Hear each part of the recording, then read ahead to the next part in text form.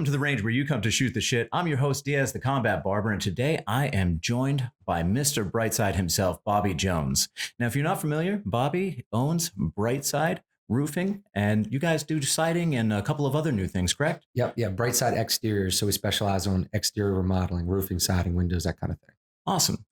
So thanks for coming on. Why I wanted to have you here is you're very much like myself. You definitely have a colorful past, but you've changed that around and you've used all of your potential negative experiences and made them work for you. And you've built up one hell of a business, but also a social media following. And also you're putting back into the community. So today, my goal is just to inspire some people because they may be going through a rough time and they may not think that there's a light at the end of that tunnel, so to speak. They may not think that they are capable of doing anything. And I'm here to tell you, if you have a will, there is definitely a way.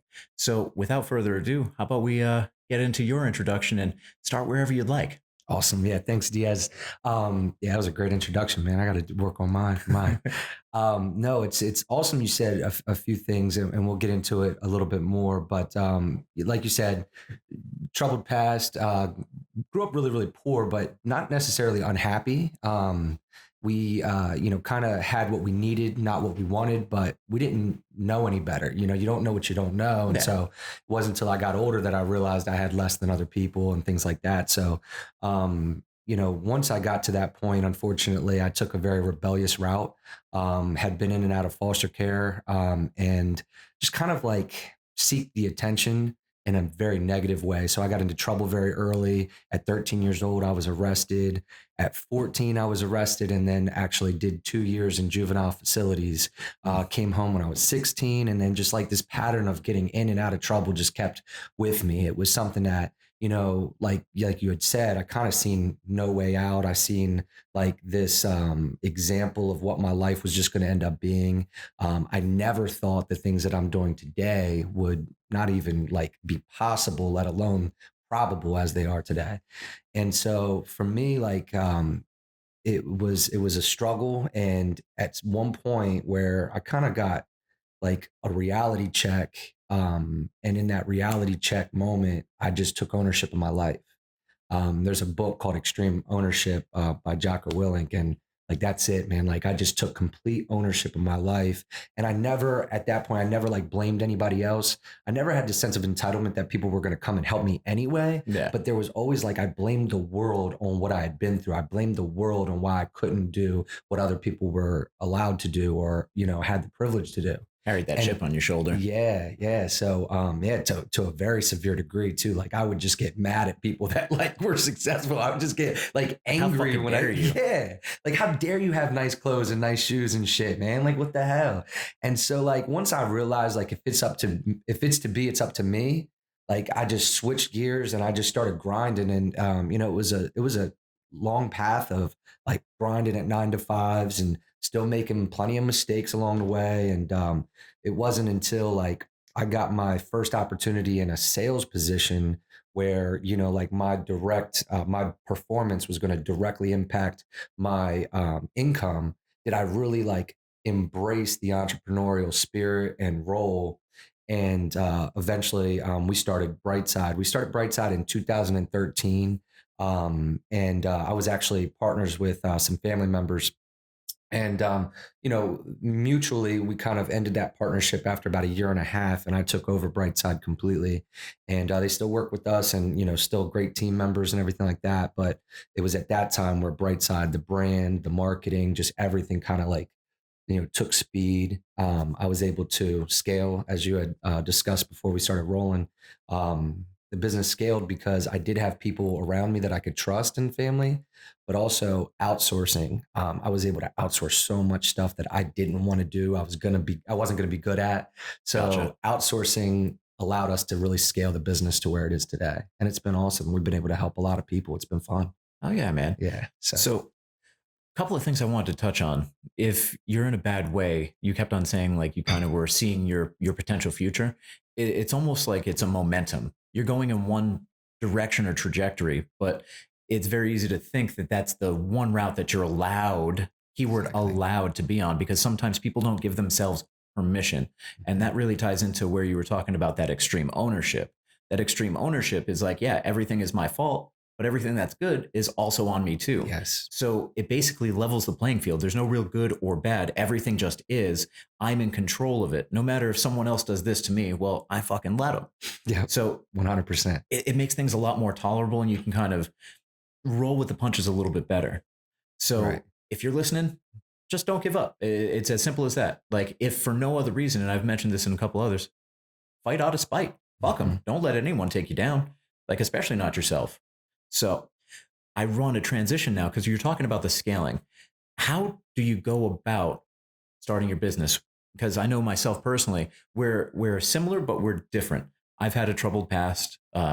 Well, let me start there. A little bit about my past. I grew up in Woonsocket, Rhode Island. It is not the best, not the worst. A lot of times that you only think about Rhode Island, you're thinking like Dumb and Dumber or Me, Myself, and Irene, just nice scenic views.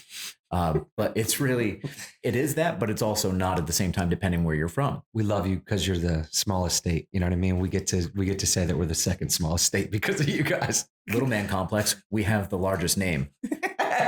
You're counting letters right now. You're like Rhode Island. Not really. But the official name is the state of Rhode Island and Providence Plantations. I was going to say, I know Providence was in there, but I didn't know the rest. Oh, yeah. Really? That's the official state name. Yep. Wow. But that Biggest name then. Okay. We're still the first state. Oh, you're the first state, second smallest. Yes. So at least we're there for you, because it takes about 2 hours to drive through here, maybe 2.5. It's only one, straight up one to get through bottom to Massachusetts. Yeah. So. But with Rhode Island, it's not all bad and it's not all good. But where I'm from, I kind of focused on the bad because that's what was around me. And I kind of played into that. My family kind of fell apart, and I'm not blaming anyone. It's just, I was like, all right, fuck it. And I started to look for family, and the people that were there were also outcasts and brought me in. And I kind of played into that. But at the same time, I was also in the advanced placement classes. So I was just doing that to myself. So that extreme ownership definitely comes back into play. Like, my dad was a crackhead after my mom left him, and having to live with a crackhead, like, this dude would make me stand in the doorway while he's freebasing, getting it ready. And I'd have to listen there standing for hours on end from like 13 up until about 17. I'd have to listen to who was coming up the stairs and down, because we were in a fucking apartment house, but it's a 3-story house with about 6 different apartments, and other people were selling and doing drugs. And like, so you're the watchdog. Like, for hours. That's basically like mental fucking torture. So I didn't come from the best way, but I joined the Marines, got out of a bad way. I volunteered to go to Iraq, and like, it was just a very bad way. And that's kind of like why I started this podcast, because I never planned on living past 30. Right. So I want to help people because I've been really fucking low. But bringing it back to, like, say, my business is pretty easy. My business is just, it's an LLC, but it's a pass-through. I'm the sole member. Whereas someone like you have employees. There's a whole bunch of different rules, regulations, and stipulations that you have to follow that I don't necessarily have to follow. Right. I don't have to worry about scaling. I can just come in, cut your hair, call it a day. You have to worry about invoices. You have to worry about every different thing else. And I don't want to step on your toes and get into what you do. No, it's okay. But I know for me starting out, it's like, I don't know what I don't know. So potentially, if you're out there, you're in a bad situation, you want to be an entrepreneur, you don't know how. There's plenty of different videos. There's different audio that you can listen to, but you can start by flipping. Yeah. And if you're coming from a bad way, in a nice way to say this, you probably already know how to flip. But the first thing is you can go onto your state's website. You can check to see if the business name that you're wanting is available. Like, I'm Combat Barber LLC. There was no one around. Mine. So you start from an LLC. Then there's different corporations, if you want to, that will help you incorporate yourself. Like, I use ServPro. I think that was it. Yeah, I think it's ServPro. It's some company that basically files everything for that it. Does that kind of stuff. So you can look at that in your local area, and then now you're an official business. Now, from there, you have to look at different business licensings. It's a couple $100 at most when you total everything up between getting your actual business name and the business licenses. So it really comes down to starting with a direction. Yep. You can Google everything that you want. If you have anyone that's at your disposal, I mean, you could talk to myself. You could probably talk to Bobby here, or anyone, depending on where you're listening from. Anyone that has a business, especially a small business, usually is more than willing to tell their story and help you out. 100%. Yeah, So- I've actually mentored other roofing businesses before. Hell yeah. Like, I've got no fears when it comes to that. Like, I'm not hiding any trade secrets. Like, if I'm doing something that works, I'll share it with somebody, even if they're a competitor. I want to see people win. And that's what it's all about. To me, like, the stuff that you just described when it comes to starting a business, like that's the stuff that I think far too many people like use as an excuse. Oh, I don't know how to do this. I don't know how to do this. The real excuse is you don't have the desire. Mhm. Like the desire is the part that you can't like you can't hire somebody to create your desire. You can't hire somebody. You might be able to have a coach that enhances it and progresses it and guides you and things like that. But the reality is like, if you have the desire, all the stuff that you just described is like minimal. The challenge is get up, get to work, and get going on what you're trying to do. Mhm. Like when I first started, I sold my first roof. I didn't even have a business card. I didn't have a website. I didn't have anything. I had the desire and the willingness to get to work. Like I went out and started knocking on doors and said, hey, you know, have you had your roof looked at recently? We can do your roof. This is what we can do your roof for. Showed them like literature from the manufacturer and suppliers and got a roof under contract. I took that money and bought business cards. Like people are waiting for funding. People are waiting for investors. Like why, when you can work hard and you can create your own money to invest, you just got to remember to reinvest it, put it back into your business and let your business grow. Like Mhm. the first part of it. And I'll tell you, like one of the reasons I didn't start much sooner was because I was so afraid. I was so afraid that I couldn't do it all. I couldn't do what like I needed somebody else to go do this part, or I needed a partner, or I needed somebody over here to do this, when in reality, I could do it. And I didn't realize until I had made those mistakes and waited for somebody else to do it before I realized I can actually do this. I'm going to need help along the way, but I can do this. So for me, I just feel like, man, there's so many people that want to start a business, and then they'll say, you know, one day I'm going to start a business, or someday I'll start a business. And Brian Tracy jokes about this all the time. He has a quote, and he calls it "Someday I'll." You know, people are like, I want to lose weight. So, you know, or someday I'll get up and lose weight. Someday I'll start a business. And they go to someday I'll, where that's all they talk about. You know what I mean? And there's no That's boat good. off this island. You know what I mean? And so like, for me, it's like, just get to work. Action can create opportunities that are far beyond like the business license, the incorporations, the like, that's the part that's really easy. So many people have the LLCs, have this, and then don't know what to do. Like work, action. Action Oh, is yeah. what's going to get you there. So It's all that mindset, because like they may seem small, all those little steps, but when you don't know what you don't know, Mhm. you're like, fuck it, I quit, Mhm. because you already had your first hurdle. If Yep. you don't love getting punched in the goddamn face, Yes. you're going to fail. Yep. Like if you don't like taking a big old bite of that shit sandwich, Mhm. wiping your face and going back for another one, I mean, you're never going to appreciate caviar. Exactly. It's a stupid analogy, but really it Yeah. is. Yeah, you're Like, right. you have to love failing. Yeah. You have to not be afraid of it. Like you see in a non-analytical, making up my own words now, I like way, it. like when you get punched in the face, right? It hurts. So people are afraid of it. What do you see fighters do before they go in? They literally start hitting themselves in the face lightly. So they're like, okay, the shock value is gone. Now they're ready to do business. Yeah. Bringing it back to doing business. So it sounds like you didn't do anything with actual capital. You just started, you're like, hit the ground running, going. Yeah. Now, I had watched a video from Gary Vaynerchuk not that long ago. That guy. Right? Dude, no lie. When I started here, I was going in debt every month because I was actually paying booth rent with not a lot of clients or any clients. So I was using a credit card to pay booth rent. But I was like, I'm going to fucking make it one day, maybe. So I'd come home about to fucking cry my eyes out, because my life has been really hard to get where I'm at. Like I had to start my life over from scratch a few different times. When I say from scratch, I mean round zero. Mhm. But with that, I watched and I found Gary V. And granted, he's talking on a macro scale or a large scale, so it didn't pertain to barbering, but just that business motivation, talking about getting punched in the face, talking about you're going to fuck up, talking about you're also going to succeed. That built up that determination in me, like, all right, you know what? It's going to be hard. No one's in my corner. I have no one to look to. But this random dude on the internet helped me out. He Mhm. was starting to talk positively. All right, there is that light at the end of the tunnel. So for you, with that light at the end of the tunnel, getting that first contract, right? Did that really light that fire under your ass because you didn't have X, Y, and Z?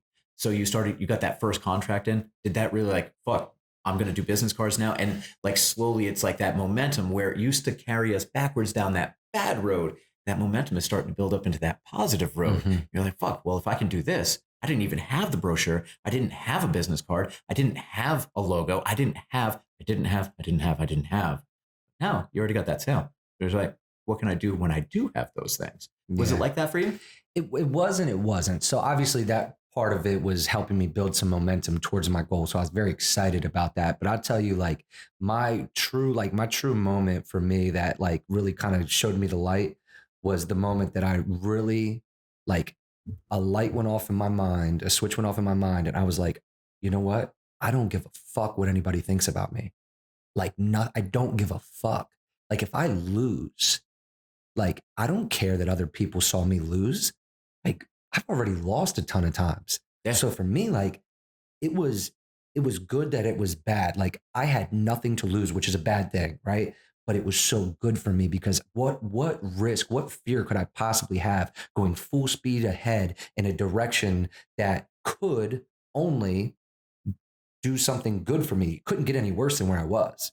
Like, that to me was my moment. Like, when I realized I had nothing, like I literally had nothing to lose, kind of like what you said, like starting from ground zero. Like, I had nothing to lose.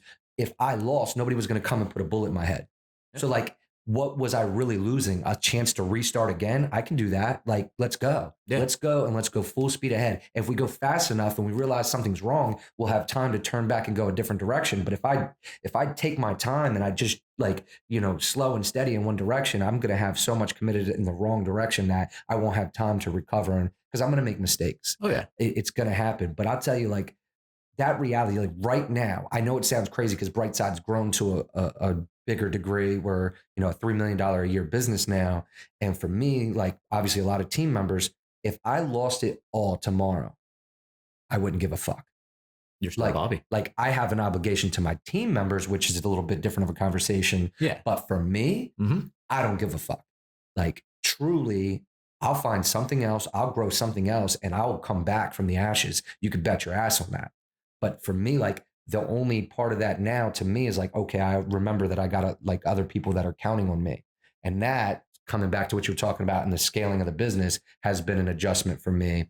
But at the end of the day, for me, like if the business crashed and burned tomorrow, I'd be like, you think I'm obligated to your emotions about my failure? I don't care what you think.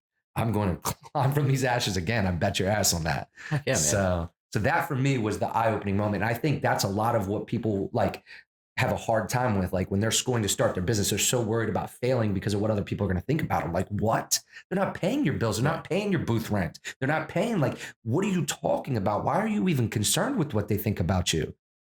Grind it culture, out. man. Like it is, man. It's so and that goes back to like when I was talking about how like I started seeking attention by rebelling. Like I couldn't have the nicer shoes that was required to be popular in school. I couldn't have the nicer clothes that like I didn't have an opportunity for that. So for me to remain relevant, I did negative things to seek attention so that people still knew who I was. Now, well, I wish it didn't, because to me, like that started a whole other snowball that I really didn't want to build at the time. But now, like, what's really cool is like being here in my home state where I was when I did all of the negative things that I did do.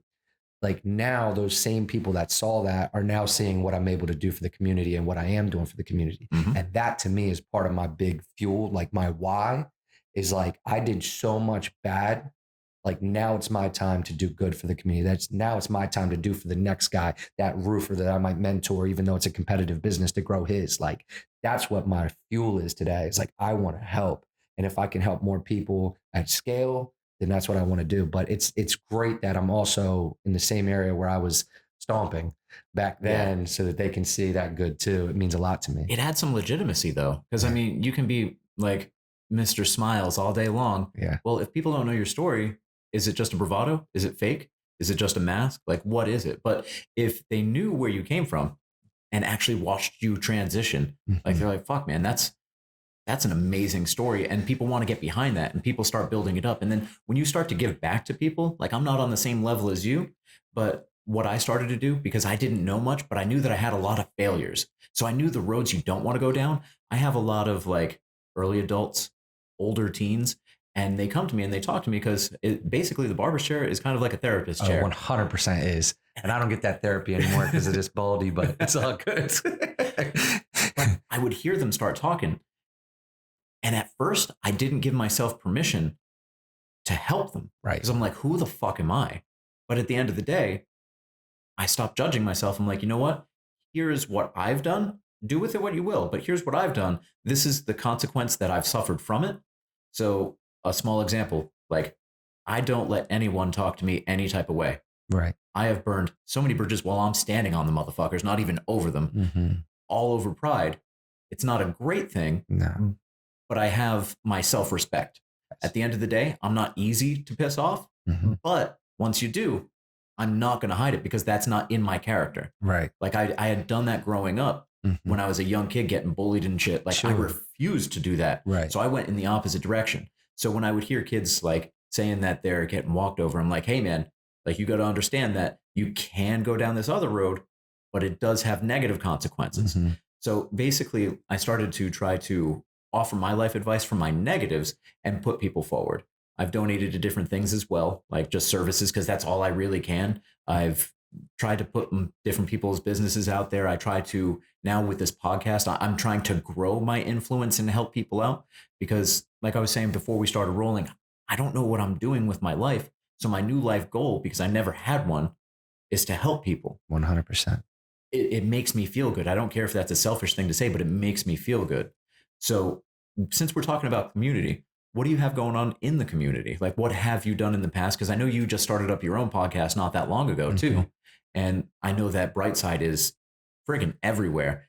But since I'm not from the area, I'm not plugged in everywhere. What have you been doing? So first off, I want to say like anything that you're doing by way of charity and for the community is a huge thing, man. So just, take pride in that. And I think that real quick before I answer your question, like, I think that's what really makes a true entrepreneur is our desire to help and serve, right? And that goes across all our actions, not just within our business. Like when you have that entrepreneurial spirit, you want to help people, whether it's your client or it's your, the people that you just want to reach out to and see if you can't, give a better life or give some advice to or whatever. So that's huge. The chair, man, that is such an awesome spot to do that. It's funny because as I try to mentor other people, one of the things that I have to often realize is that not everybody wants that mentorship. Not everybody wants that approach. So I was very guilty and I actually still am to this day, like with my family specifically, I have to make sure that I'm, do they want advice? Do they want this before I start giving it back to them, or are they just venting to me? So that's something that I have to constantly clarify, especially with the people close to me is like, do you want advice or are you just venting because I don't want to, I don't want to go advice dumping on you. Yeah. But to answer your question, like, again, going back to it, I love to serve. I love to help. So one of the things that I enjoy the most right now is speaking to kids in the detention centers. I've recently seen that. Yeah. It was you and Larry Normiel, right? Right, exactly. So I've been doing that since about 2012 now. So almost 8 years. And I love it. Like I can tell you, like, those kids who they give me a ton of feedback and they seem to really enjoy it. And, I hope that they're listening.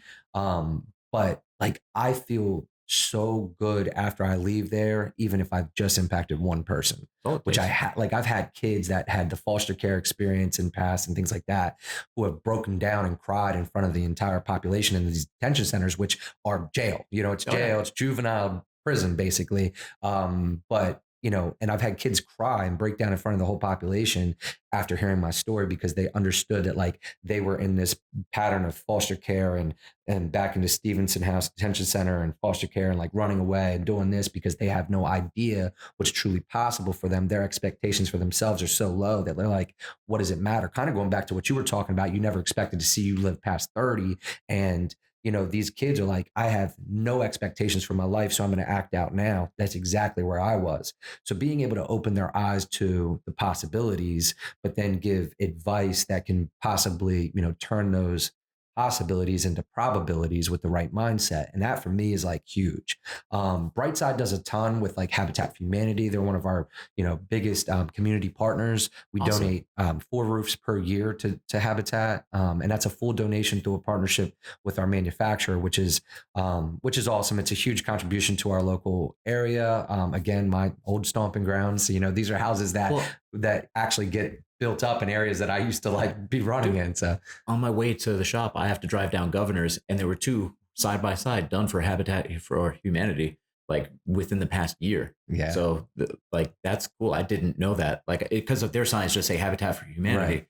Yeah, That's if you fucking go to awesome, the dude. actual job sites, they typically have like the sponsorships and things like that, and Brightside logos are always on those. But again, that's not the reason why we do Oh it. In yeah. fact, kind of putting this out there real quick is like the Delaware State News will actually run an article for every time that we donate a roof, and we Mhm. know that for free they'll do that, and they've only ran two in the 7 years we've been in business. They've ran two articles, so we've done four per year, and that's not the reason we do it for that Yeah. notoriety and like exposure.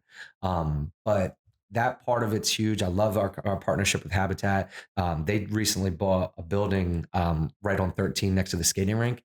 And what was really cool is they ended up needing a roof on that building. But of course, they're a nonprofit organization and roofing is expensive. So I reached out to GAF, and who's the shingle manufacturer. And I'm like, hey, what can we do for them? And the first couple of people I talked to said, no, we can't do anything. And Yeah. so I kept asking, you know what That I mean? I'm like, perseverance, yeah, baby. yeah. So then I finally got to somebody who was like, okay, we're gonna make a full shingle donation. So it was like a $35,000 shingle donation that ended up coming to Habitat. Now, like I put the work in to get it, but I didn't actually make that monetary donation. So, that's an example of like when you get into positions, you got to remember like sometimes like putting in the work doesn't actually mean putting in the financial contribution No. or the time even. Like you can do things just through your relationship sometimes that You are turn really those no's impactful. to yeses. Right. Exactly. Like that's the Exactly. first step. Yeah. Like financial or not, like none of that would have happened without turning that no to a yes. 100%. That's Yeah. straight up sales all day And long. so like it was a huge benefit to them, helped them out a lot, and their office is now protected better, of course. So those are huge. Like we love doing that stuff. We've done some work with American Legion in Dover. Gosh, so many others like stuff that I worked with Dover Police. I worked with Officer Smitty from the Dover Police Department, working in the PAL program, which was a lot of fun. These are kids that were displaced from public schools, or like on the borderline of being displaced from public schools and in alternative schools. And I got to speak with them and tell my story to them too, which was really, again, that's the whole idea. Is like I want people. I remember feeling like this is it. I'm going to be in and out of jail for the rest of my life. I actually speak about that in one of my videos. Like I was at a moment in a prison cell where I was like looking out the window and I could see barbed wire, and I'm like, this is it. Like, Mm. like this is it for me. I'm going to be in here or in and out of here for the rest of my life. And I just accepted it. In that moment, I just accepted it. And like, I can't stress enough to these kids now on being on the other side of all this accomplishment that like there's so much you can do. There's so much that's possible for you. And if I can get that message across, man, I'm willing to talk to as many people as I can to deliver it. Well, it changes with the idea because there is basically a societal conception or a preconceived notion that if you're an ex-con, a felon, you're just a bad piece of shit. Mm-hmm. So why do you break out of that mentally if you know that even if you do all the legwork, well, society's just going to shit on you anyway. So to have someone that's successful in business and is putting out a message and not hiding your story, I think that's really like, if we're talking about contributions to community, I think that's one of your biggest ones that may not even be brought to light yet, is the fact that you're changing people's notion of what a felon or an ex-con looks like. It looks like your family. They are people. They just are different people that had different backgrounds, but that doesn't mean that they can't change. And just because you've never been to jail doesn't mean you're not a piece of shit. 100%. Just being honest. And I'll tie it back. Oh, real quick, I just want to, because when you said that, it really reminded me of something. So 10 years after I was released from prison, I was nominated Young Professional of the Year in this area. Like, to me, I couldn't believe it. And I know that, like, obviously I didn't get nominated with the idea that I was telling everybody I was in prison. I was in jail. Obviously, it would have changed that. But I was nominated Young Professional of the Year. And 10 years before that, I had been released from prison for the last time. And actually, just this year, I've been nominated again for Young Professional of the Year. So hopefully, I'll win this time. I'm up against some tough competition, which I love, and those girls deserve it too. But yeah, that Young Professional of the Year thing, like, really, I think to your point is like, man, it changed the image. Like, I never got a pardon. I never got anything expunged. Everything to this day is still on my record, clean. Anybody can see it. And for the reason that I don't want it to impact my message. I want people to understand that I did it without the pardon. I did it without the expungement, and you can too. Like, oh yeah. So, I mean, society it's a motherfucker. I mean, if you look at, like, say, the coronavirus, everything, like, ideas are contagious probably more so than some of the stuff that's around. But like ideas are super contagious. So it kind of brings me back to light when you're talking about people that do things for the right reason and people that do things for the wrong reason. We're talking about putting back to the community one thing that goes up my ass sideways because I'm in the barber realm. Mhm. So I see a lot of people and like there's barbers cutting homeless people. Aw, my heart. Oh, wait a minute. Why am I seeing it? Mhm. There's a camera there. Why'd they bring a camera with them? Mhm. That looks like a good camera too. Yeah. Oh, wait a minute. These little barbers. Now, if it's a community event, that's a different story because Right. they're plugging a community event.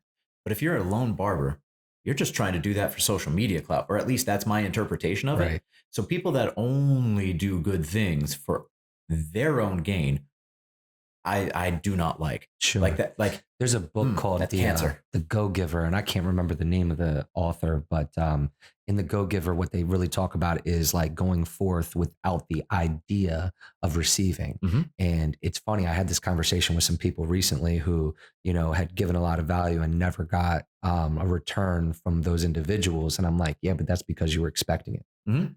Like when you go forth with the idea that I'm going to serve and help with nothing coming back, like expect nothing. Like you truly have to do that. There's another saying, and I say it all the time, but the most successful people in life plant trees under which they'll never sit. That's fucking deep. You know what I'm saying? So like when you think that far ahead, like when you do for others because 2 generations from now, their grandson might do something for your kid. Like that's the idea you got to have. And if you're going forth with your hand out, like you're nothing's going to go in the hand.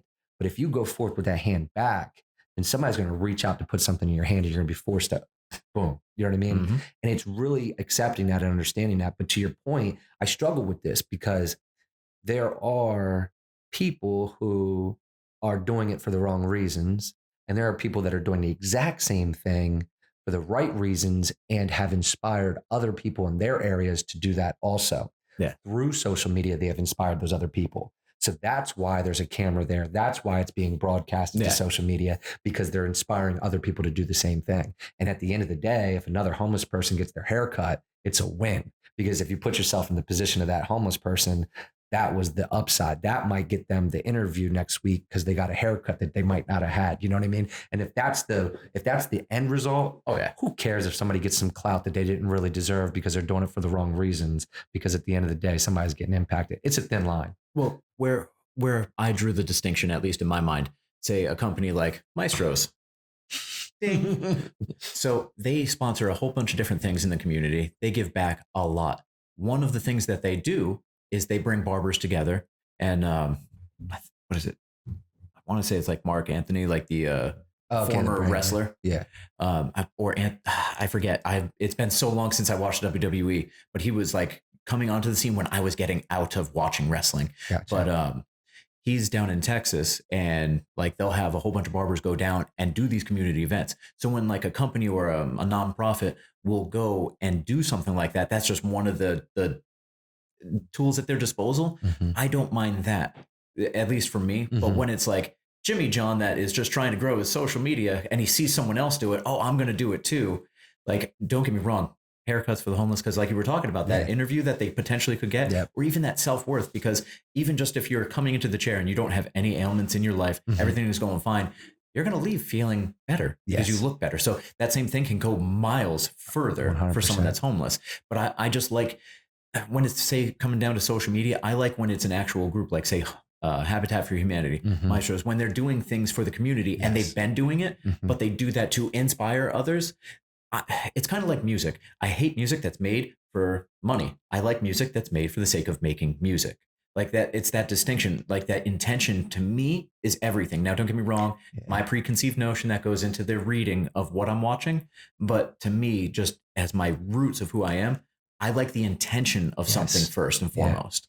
Yeah, I think what's really reassuring to me is like social media and the people watching are extremely unforgiving. Oh yeah. And they know when somebody's bullshitting. They know when somebody's being, that's the worst thing you can do on camera is pretend to be somebody you're not, because at the end of the day, they're going to see it. They're going to stop following you. And then not only are you going to get the reduction of followers, you're going to get the backlash of being a fraud. So I would tell you, like, be reassured, because those people that are doing it for all the wrong reasons, people are going to call call them out. People are going to make sure that they, they understand, hey, you're not fooling anybody. Mhm. But when you're doing it, like, it's weird how you like they know on the other side of the camera if you're being genuine or you're not. Like, just be you, because at the end of the day, like I said before, like, I don't give a fuck what people think about me. So Yeah. if I want to document me doing this over here, and it's just me documenting it, not creating the moment, Mhm. right? I'm doing it anyway, and I'm Yeah. documenting it because I want to inspire others. I think that's where I'm at with my life now. Is like, if I could, I would love to have somebody documenting most of my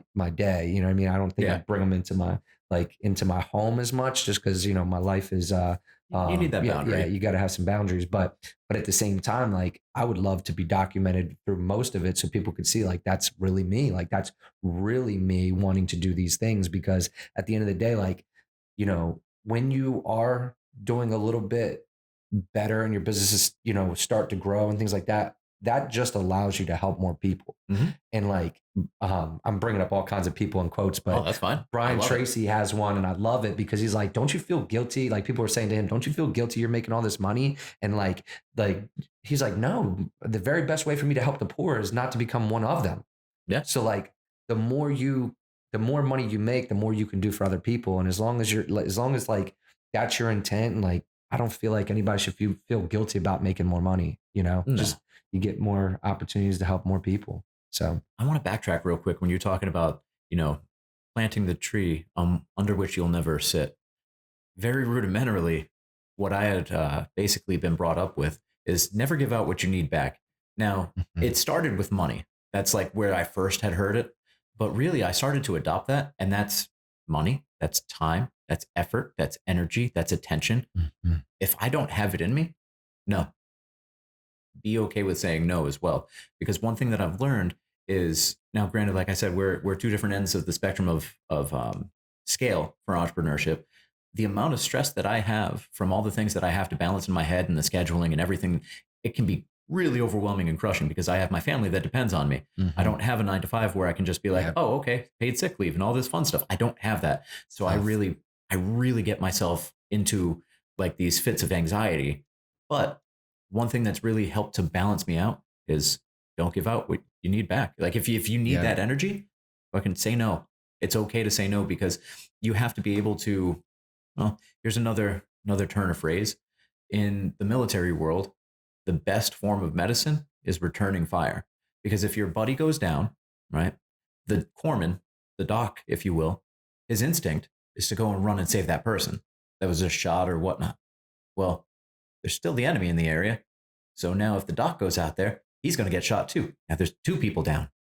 Whereas if you return fire and neutralize the threat first, then you can go ahead and take care of that other person. Right. So by assuring that your own safety is taken care of first and is paramount, you're able to then go ahead and 100%. take care of other people. Yeah, that's the same as like when you're on a commercial flight and they tell you to put your mask on first before you assist somebody else, right? Like, Yeah. listen, don't pass out trying to help somebody else, because then you're going to both be passed out, Yeah. right? That's a great example though. And you're so right. One of the things that, I hear you saying with your business, I think, first of all, one, you've got a phenomenal brand. So I say, Thank like, you. be proud of that, because that's huge. Brand is everything. For me, like when we first started Brightside, like that was it. I was just shoving the name in everybody's face as much as possible. And then, like, to your point, like, I was stressed. I was like, wait, now I've got books to worry about and I've got this. And what I Mhm. did to help, like, kind of scale the business in the very beginning is like, I knew what I should be doing and I knew what I shouldn't be doing right away. To your point, like giving out the energy that's like not going to come back, is I know that I could put all the time and energy into making sure these books are reconciled, but I'm never going to get the true return on that because nobody's actually paying me to also do this on the back end. Yeah. So I outsourced all of that stuff. I outsourced as much as I possibly could to as many people as I possibly could. I became, really close with my accountant, really close with my insurance person, really close with attorneys in my area, so that, I had these resources of people I could speak to about any challenges that I would come across. And it took so much worry and anxiety and concern off of me because I knew professionals had that. And what it allowed me to do was return fire. Like, to Hell your yeah. point, right? Like, I knew my best way to solve any problem in my business was sales. And that was my return fire, right? I don't care if a transmission went up in one of my trucks or I had a major cost on a job where I lost money. The only thing that was going to fix it was the next sale. And so that for True. me, I was like, I've got to go and sell. I've got to be able to focus on this part of it. And therefore, I can't be spending time reconciling my books and doing all these other things. That it's kind of going back to what your question has been a couple of times is like how we were able to scale to the point where we are is like if we didn't have people that were experts on staff for that particular service, I outsourced to an expert in that particular service. Like we help a lot of people today with insurance claims. Well, we now have somebody that's really good with insurance claims, but prior to that, and even in addition to that, we have a whole other firm that specializes in insurance claims so that I can get my homeowner the very best bang for her buck or his buck by choosing us. We got a whole firm that's going to make sure that your insurance company is paying for every last nail on your project, whereas that money's not now coming out of your pocket.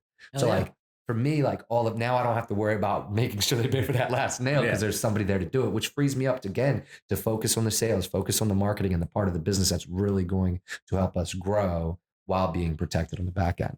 It's Nice. been huge. One thing that I want to touch on because I had originally thought about it, but obviously this conversation's going every different way. Yeah. And for anyone listening, we've never met before. This is our first We said introduction. hello through a window while we pulled up next to each other at a stoplight, and that's it. So it's really cool because, like I said, it's very organic. This whole conversation. Heck yeah, man. But the one thing that I was hearing was you have a person, you have a person, you have a person, you have a person, i.e., networking. Mm-hmm. Man, What is your take on networking? Because to me, that is one of the biggest things that well, obviously they're sitting in my chair. So I have kind of like a natural networking. mm-hmm. Now, I also know that you're part of Master Networks, Yes. but what is networking to you? Because to me, it's my lifeline. So, I can guarantee you we don't have enough time for me to go through this all the way because I can talk about this all day.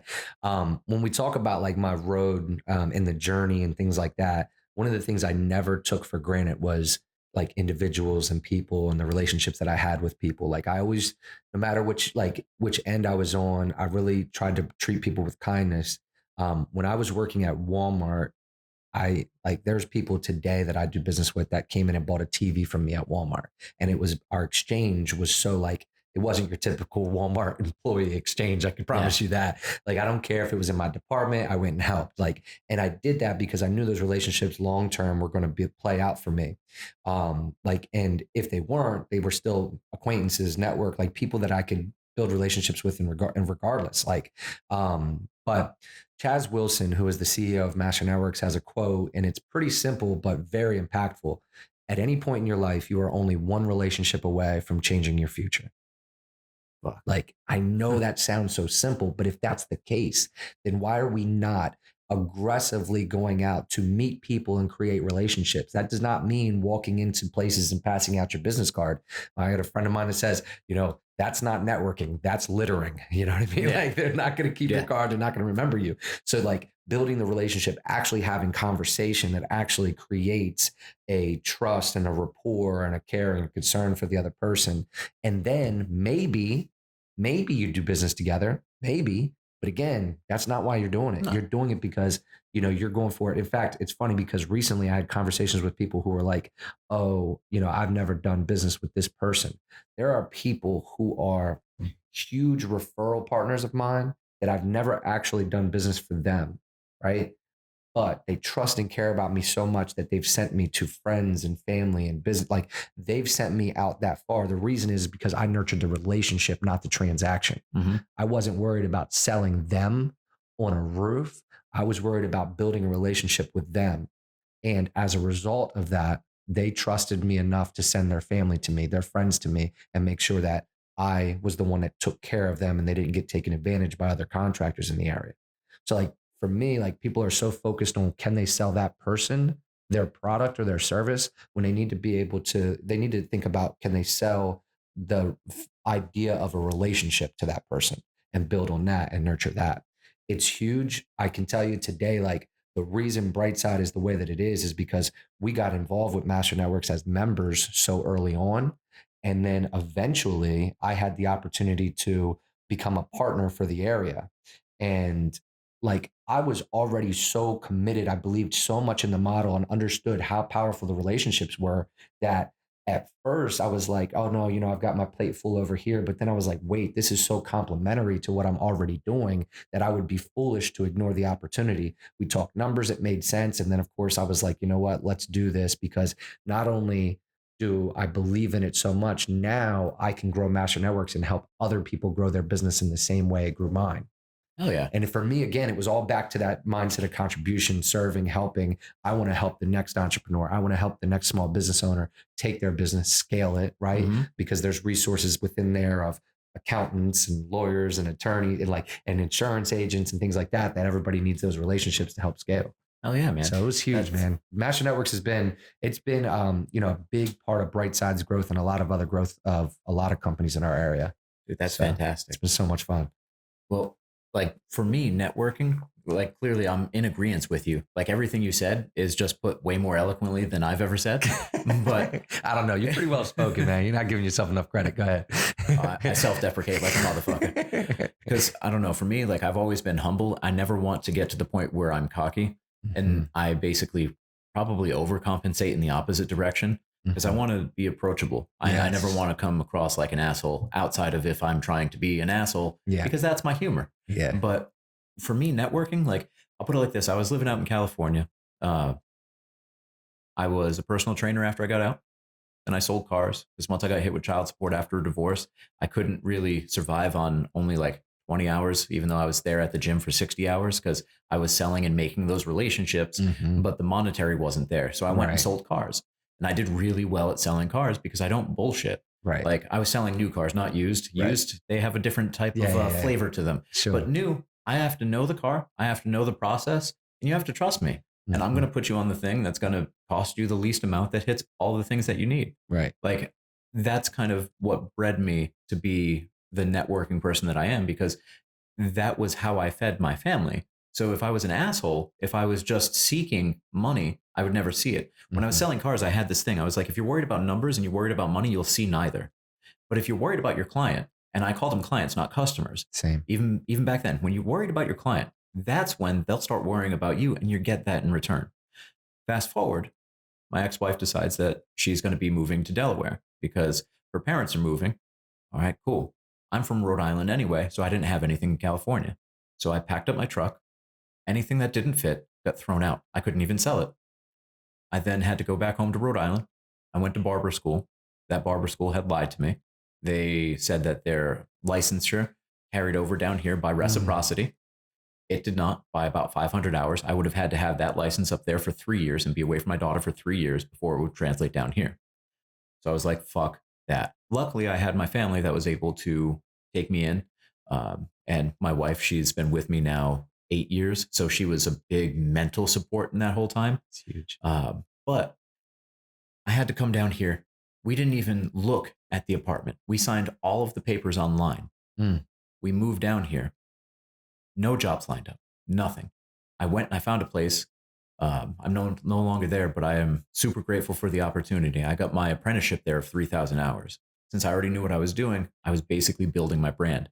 And networking was everything because if you're not telling, you're not selling. And in this point, selling is getting people in my chair. Right. But I didn't do it from a sleazebag type of way. Right. I wouldn't be handing out all types of literature. Now, if the shop owner that I was at wanted to go out and flyer for a new service that he was putting out, like we would go to the college around here, DSU, we would do stuff like that. But what I would always do is carry business cards on me. So if I'm interacting with someone, because people find a way to talk to me some way, shape, or form, what I'm wearing, what I'm saying, whatever they're seeing. My beard was a huge one because it was down to about like little around my stomach area. So people would always talk to me and that's fine.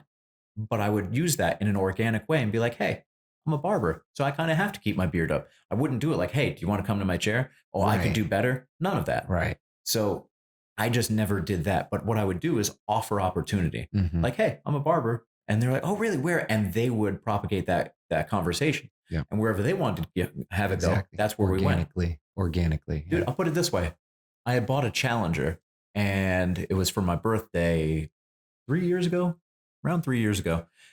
Within a week, wasn't even 7 days. It was hit and run, right? It's hit and run. It's raining outside. I'm like, what the F? So call the cops because you need to do that for insurance. Cop shows up, see that he has a high and tight. I was like, hey, man. Well, obviously, after everything, kind of built up a little rapport real quick. I was like, I see you have a haircut. I was like, I was a Marine. I can definitely do high and tights. If you're ever in the market, like just if you're in the market, like not, I can do better, anything like Right. that. Because in my mind, I was like, you know what? I want to make this bad situation potentially better. Right. Handed my card. He's been a loyal client ever since. Yeah. And I'm not. There's no shame in that either. Not to interrupt you, Yeah. but there's no shame in that. And I think that people have to understand there's a thin line between like going out and pestering people about your service and understanding that if you're truly the best at what you're doing, it's also your responsibility to tell people about it, right? Because otherwise, what's going to happen is they're going to be in the jaws of one of your competitors who's not the best. And not that everybody's like the jaws of like some sleaze bag, but the reality is if they're not getting the best, would you be okay with that? And the answer is hopefully no. Yeah. There's a sales book I read years ago, and they're like, listen, if your company right now does not offer the very best service and product and whatever it is that you're selling, quit and go work for the company that does. Kind of going back to what you were talking about with the car sales, right? Like you knew that what you were offering was not a used car over here, so you could sell it with enthusiasm because you believed in it. You knew that it was a great vehicle for them to be in. You know that your barber services are great. You know, you're not out here saying, hey, I'm better than that guy, but if I'm great, why would I not tell you about it? And so there's this line that people have to understand is like, it's your responsibility, if you're truly the best in your field, to tell people and do it shamelessly. I've always looked myself as a problem solver when it came to sales or building relationships. I came to that understanding of myself because it made me feel better about what someone else. Now, getting back to how we started this conversation about like how people would view people that have had troubled pasts. Yeah. Well, car sales, they're not exactly popular. Nah. So people will come on and like talk shit to me. So mentally, I was like, no, this is better. I have to think of myself better. So I'm literally a problem solver. You're coming on the lot, whether it's you've been in a car accident and it's totaled, you need a new vehicle. You're curious about what the new car looks like. That's a problem because you don't know what it is. You want to get that real time feel. You need a new car for your child, whatever the case is. You have a quote unquote problem. Yep. So once I started seeing as my clients having problems, then I became an expert at solving those problems. And that's how I started to tolerate being talked shit to all day. And that's really stayed with me the entire time. So I even say cutting hair, like I'm not the best. I'll tell you that right now. But what I do is I try to put my clients first as best as I can. I'm not perfect. And I can guarantee there's probably people that do not like my service. There's people that do not like me. That's completely fine. I try to do my best. So when people sit in my chair, like I make recommendations like, hey, I don't think we should do this if they're asking for a certain thing, or maybe we should do this. But it's never in, oh man, that's going to look fucking dumb. It's always a, hey, I think we should do this. And here's the reason why. And I try to educate. Sure. And I mean, it's problem solving. Yeah, it sounds like you take a very consultative approach with them. Like it's not like, hey, listen, I'm a know-it-all. You should do this. This is what's going to look best, right? And we have those conversations and kind of going back to what you're talking about with the car sales. We have that in construction too. Like how many contractors never show up for an appointment, show up 2 hours late, never get like, and then the price is always more at the end, takes twice as long. Like all those, negative rumors and myths, and well, maybe not myths and rumors because a lot of them are doing that. But the reality is like we have that wall of resistance there with our customers and clients already. So we do have to go through a consultative approach.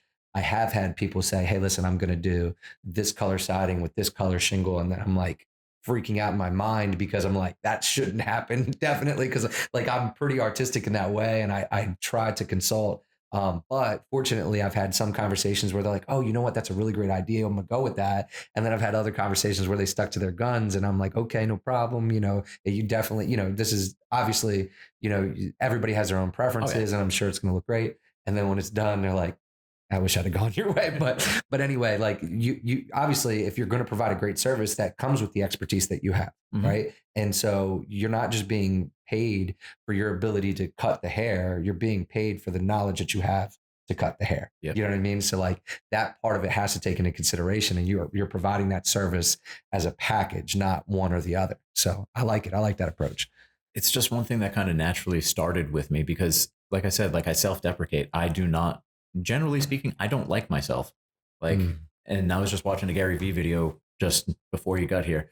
And it was saying that any negative thought that's in your head, as far as your self-critiquing, was put there by someone else. We don't. we don't come into this world hating ourselves. So it's someone's influence getting in there. And I'll just say that I've had a lot of that in my life. So I hold on to the benefit of it, but I kind of let everything else go. And when I say I hold on to the benefit, I try to be the best person I can, whether it's barber, father, husband, friend. I try to be the best version of me that I can. I make mistakes, but I try to learn from them. But I think I want to transition a little bit here. Another thing that you were talking about with the consulting, basically, if you're going to be starting up a business, try to come to it like a consultant. So Mhm. try to become an expert. Like you were saying, like be the best Yeah. or go work for the best. That's a great approach. Become an expert in whatever field that you're trying to become an or trying to work in or build a business in. But also, I think what you were kind of talking about, you're like taking twice as long, costing more. One thing that was drilled into me hard: under promise and over deliver. Mhm. If you under promise and then you over deliver, you just made someone's day. Yeah. Whereas if you're trying to impress on the front end, your sales pitch isn't that great because you're having to essentially lie. Even if you're like, I don't know if I can get that, I'm not quite sure. That's a half lie because you're not even sold on it, but you're selling someone else on that idea Mhm. that you don't even have that same ambition in your mind that you can get it done. So that under promising, I find will, at least in my experience, lead to a lot more success because people will trust you then. And then basically your clients, whatever business you're going in, they're going to put on for you. They're going to tell people about you. But if you Right. start to lie to them in that first interaction Oh and you yeah. don't let them know of any hiccups that potentially are coming up, like a lot of people are afraid to bring any negative news. You're right. Like Yeah. you have to be super upfront, and that's part of that delivery Yeah. because people understand that life happens, Yep. but it's when you try to be shady about it. Right. Like Yeah. Why lie? yeah, Bad news doesn't get better with time. Don't hide it. Don't take your time to deliver it. To your point, like if you got bad news, give it out quickly and as quick as you possibly can. And if there's some solutions to consider, get those solutions figured out quickly so that you can provide options. But if there's bad news, deliver it mhm, because it's not going to get better with any time. With time, it's not going to fix itself. And to your point, like if you lie about it, create some like bullshit excuse about why it happened to your client, like they're going to see through it. Like, I don't care how good of a liar mhm. you are, they're going to see through the bullshit. So don't do that. Like, just give them the honest bad news when it's time to your like. And it's so great that you're like navigating this conversation the way that you are because we just, on our sales side, right? My consultants go out and we do promise the world. Mhm. So what that does is that challenges us on the back end to raise the bar. Oh yeah. How can we go above this promise, right? And so we just recently read, and Nick will tell you too, we just read this book called The Raving Fans. That's not to be confused with Raven fans, okay? So I'm an Eagles fan over here. But anyway, That's the lower part of the state. so the raving fan is better than a happy customer, right? Because if you create a happy customer, yeah, they're satisfied.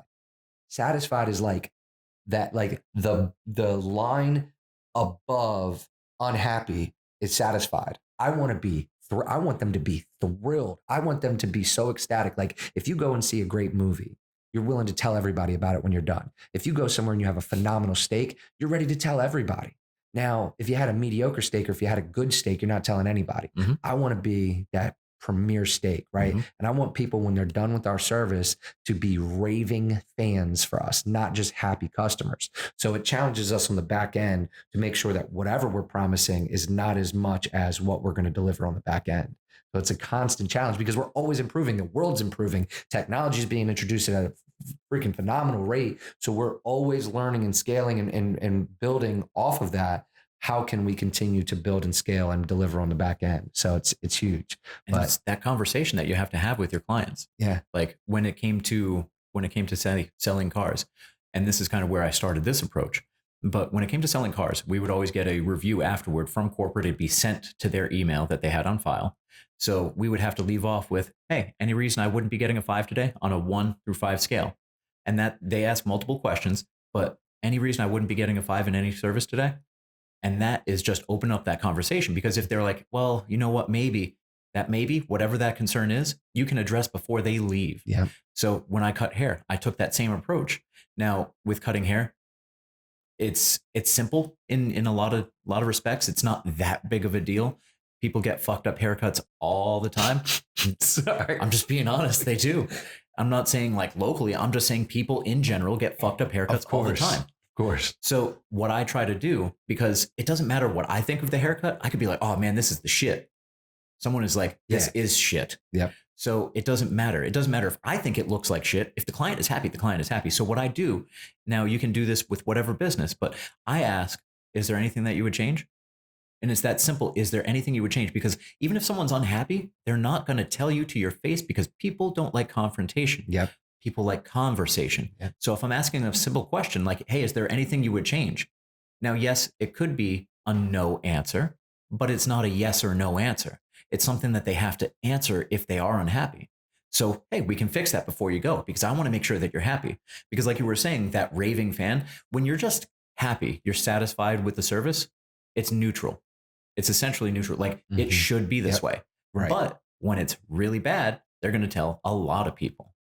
Oh yeah. But when it's great, that's also when they tell a lot of people.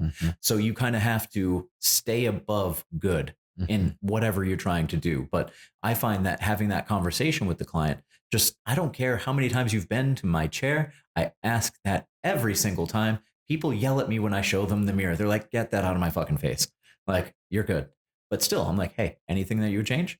And it's just ingrained in me because I am a salesperson at heart. I like to provide that benefit and I like to solve those problems. But I think that if you're going to be going for customer service and in that over delivery, make sure that they're happy and don't be afraid to ask. A lot of people are afraid to ask because they don't want to hear that no, because they're a little bit afraid. Say in my case, oh, well, maybe there's a little bit of a heavy line there. Or maybe there's a hair out of place, or maybe that line's not perfectly straight in my mind. So maybe I don't want to ask because I'm afraid to hear that negative feedback. Fuck it. Tell me that I suck. Let me know how I can get better. That's how you get better, 100%. Is learning from your mistakes. And it's interesting that we've taken this conversation like full circle because, and I think not only interesting, but very important because I started out my, discussion here saying how much I don't give a fuck about what people think. And on the macro, that's exactly how I feel. Like, I don't care if you don't think I should be doing what I'm doing, or you don't like the way I spoke to, like, I don't care, like, on the big picture. But when it comes to the little picture and the small picture, I want to know every opportunity I can to improve, because like success comes on the back of humility. I know that my way isn't the best way, can't possibly be. So many people before me have done it. There's no way that I know it all, right?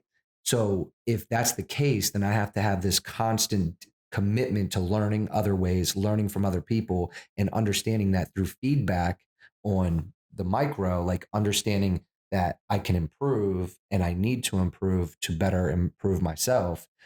I have to be asking those questions. So to your point, at the end of our projects, our project consultants go to the customer and they say, or our client and say, what are one or two things that we could have done to improve this experience for you? Oh, yeah. Now, the other side of that is we do get a lot of, oh no, everything was fine. Mr. and Mrs. Smith, we need you to understand, like, the only way that we can do better is through feedback. I can't believe as a human that we were perfect today. What are one or two ways that we could have been closer to that?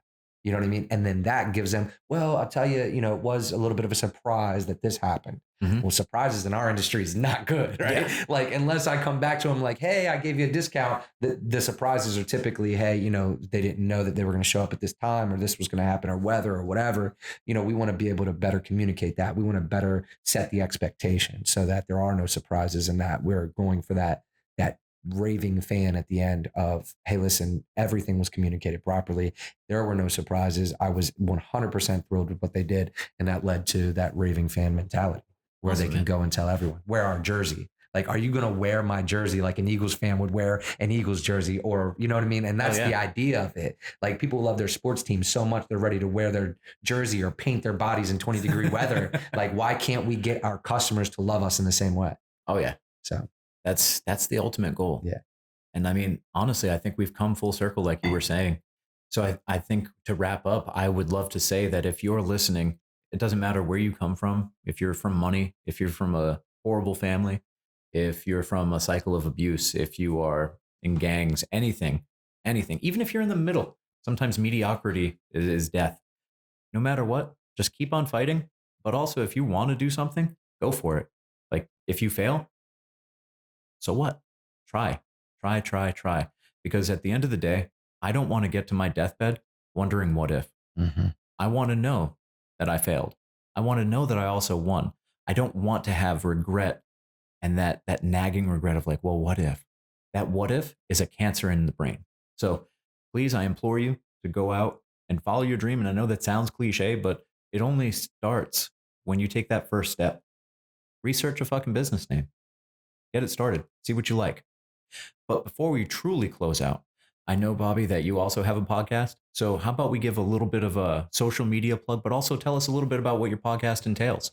Yeah, sure. And to real quick kind of segue off of what you were Okay. telling them to end on final notes and final thoughts, you're right, man. Like whether you believe you can or you believe you can't, either way, you're right. So if that's the case, then, you know, understand that it's a mind shift. If you shift your mind, no matter the situation that you're in, whatever you're going through will not stop you from actually getting started and actually accomplishing something. That's an excuse that we truly believe because we're in a world that like we are such an excuse based person. I can't do this because of that. I can't do this because I don't have funding. I can't do this because I'm a felon. I can't do that because of this. Listen, I can tell you from experience that you can do that. And if you switch your mind to understand that, you know, the cliche that you can truly do anything with the hard work and dedication that you can put forth, then you will see that not only will that happen, but you can show other people how much that can happen. Whether you believe you can or whether you believe you can't, either way, you're right. So going back to what Diaz was saying, social media, Instagram, you can follow me at it's Mr. Brightside separated by underscores. So it's underscore Mr. underscore bright underscore side underscore. And then the podcast is called the Extra Mile Podcast. There's no E on extra. So that's like the way that we were a little bit unique with the brand there. That's on YouTube. That's on Spotify. It's also on our Facebook. The Facebook business page is Mr. Brightside, Bobby Jones. You know, those are just a few ways you can get in contact with me and follow me on social media. It's been a pleasure being on the show, man. And it was a pleasure meeting you in general. Hell Like yeah. you said, this whole conversation was very organic. And I hope to expand on that after the Hell yeah, show as man. well. And then also for my social media, if you're enjoying, I'm Combat Barber on Instagram. No underscores, no spaces, no numbers, no nothing. On Facebook, it's at Diaz, Dias, Combat Barber, no spaces, anything like that. And then also, depends on how you're listening, I'm on YouTube under Combat Barber. On Stitcher, Google Play, and iTunes, all you have to do is search Combat Barber, and you'll see the range come up so you can get just that audio feel. And if you wouldn't mind, go ahead and please like, comment, and subscribe to both of our social medias if you're so inclined. And like I said, it was a pleasure to have you on, and I really enjoy this, and hopefully we'll have you back on. Absolutely. Awesome Thank you. time. Yep.